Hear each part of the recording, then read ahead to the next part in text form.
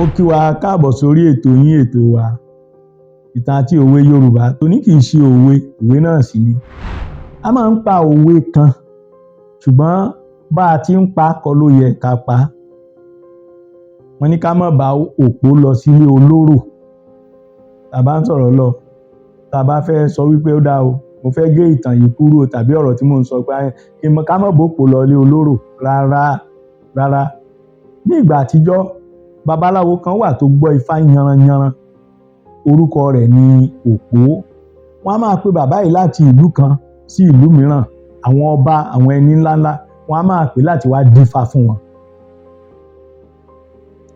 Ìṣẹ̀lẹ̀ kan wá ṣẹlẹ̀ ní àkókò kan ní ìlú kan tí à ń pè ní Òró yìí wà ní ìpínlẹ̀ Kwara ní ìsìn ará ilẹ̀ Ìgbómìnà ni.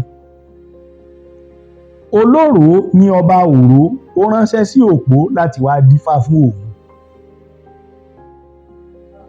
Òpó lọ sí ilé olóró láti lọ dífá. Nígbà tó wà ńbẹ̀, Aláàfin ìgbà náà tún nílò Òpó láti wá dífá fún òun. Wọ́n wá ní kí wọ́n wá Òpó lọ sí ilé olóró pé ilé olóró ló lóun ń lọ o. Ṣùgbọ́n bí wọ́n ti múra láti máa lọ ní ìròyìn kàn wọ́n wípé Òpó, babaláwo Òpó, ó mọ̀ ti kúrò ní ilé olóró. Ẹ má wá Òpó lọ sílé olóró. Òpó babaláwo nílé olóró ti Òró, ìlú ní Òró.